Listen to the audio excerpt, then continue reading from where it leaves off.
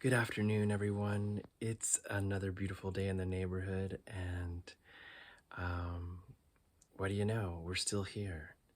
We're still here on the planet. And I've heard the phrase, a live dog is better than a dead lion. So just giving thanks for another day to breathe and to receive and to give and to love life.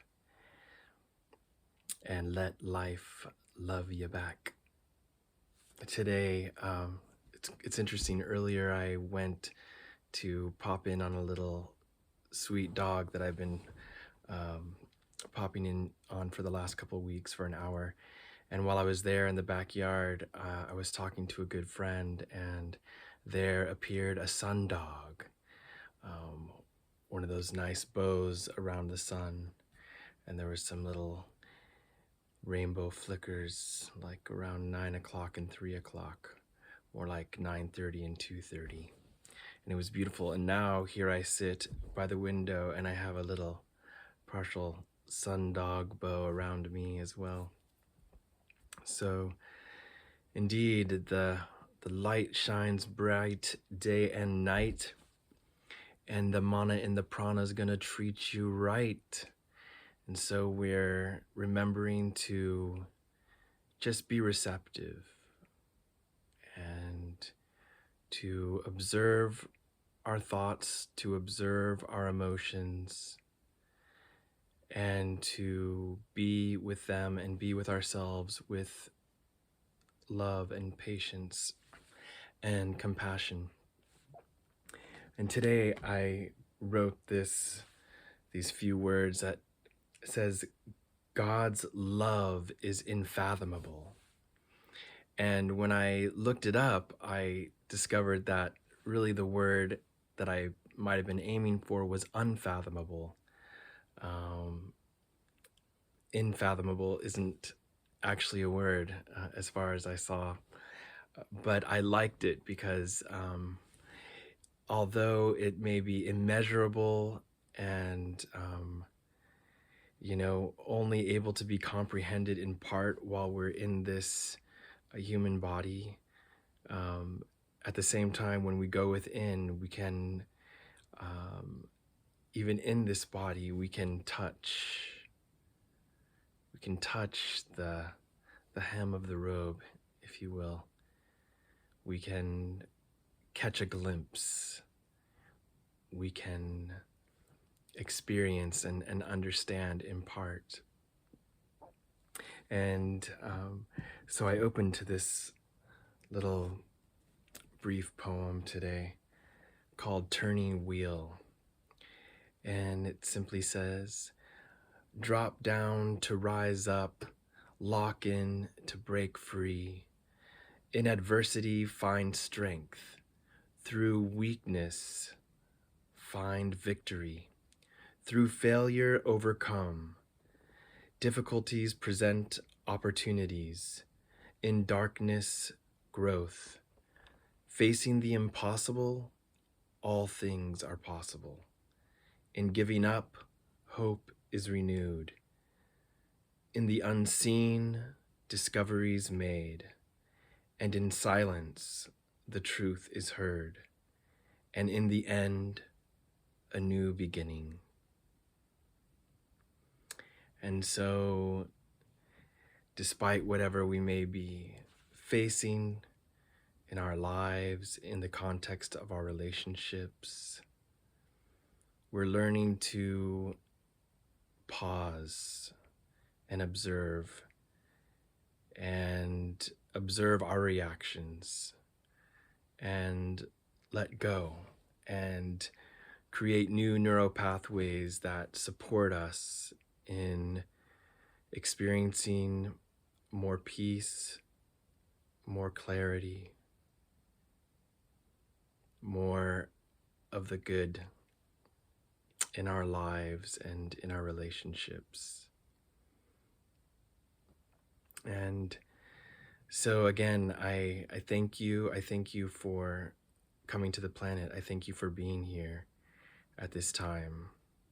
a time where we're in a great transition, and there's great changes happening, and there's a lot to anticipate. And so we're training ourselves, retraining ourselves to keep bringing our focus back to what is real and what will last and what is truly important and what has the victory when it's all said and done. And so we're learning to love, and we're learning to be more authentically ourselves, because who we truly are is love. And our identity, our true identity, is inseparable from our source. And how abundant are we?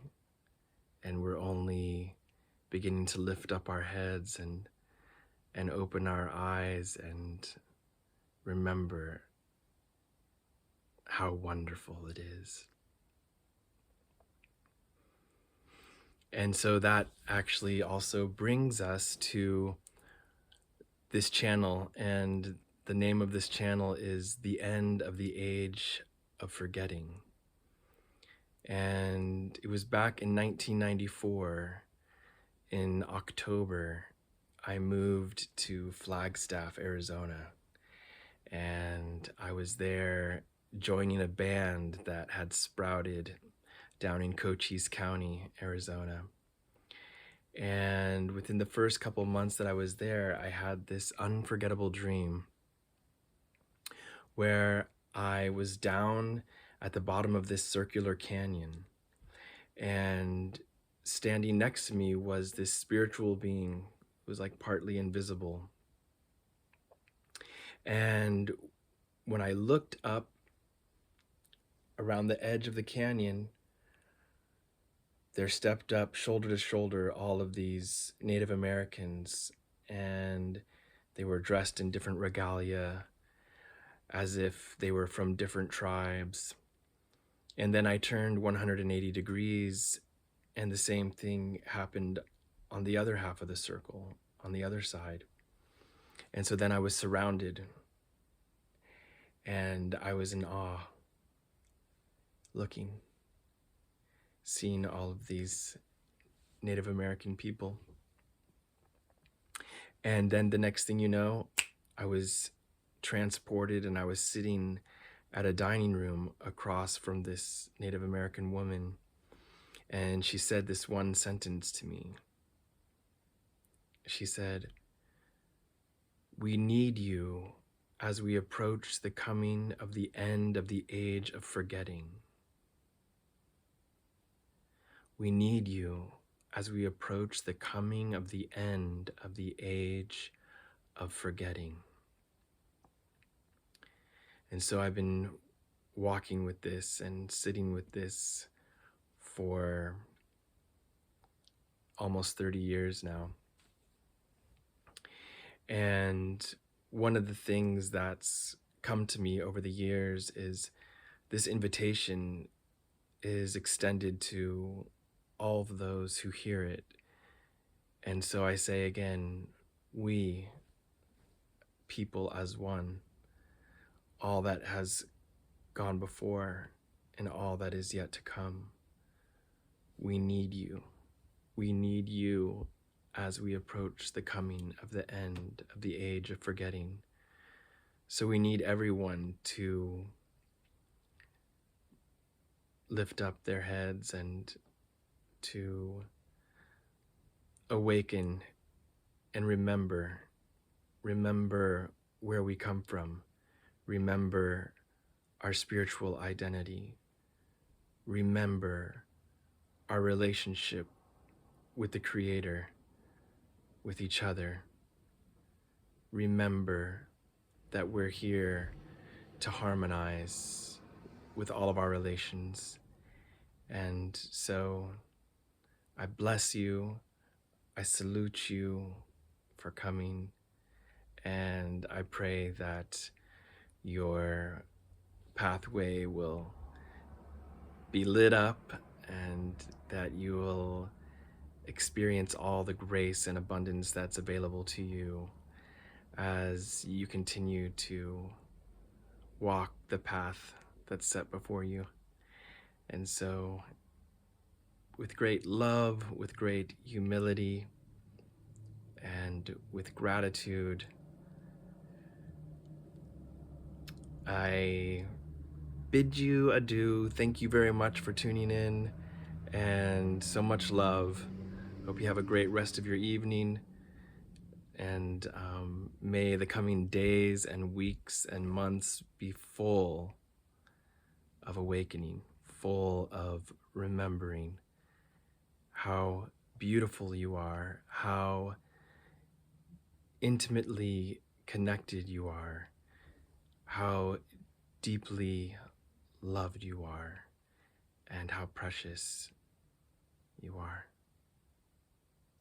So much love, and we'll connect again soon.